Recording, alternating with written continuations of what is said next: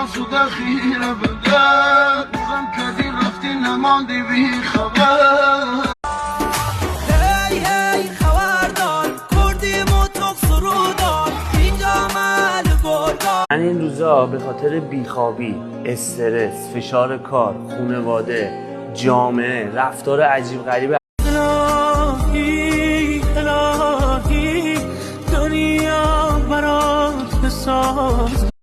بیا چشام شده خیره بدر بودم کردی رفتی نماندی بی خبر وای و دست نفس و وصل نفس دیگه عشقی مهم یه روزی یکی همه دنیا بی Kaşları tutma, kaşları tut.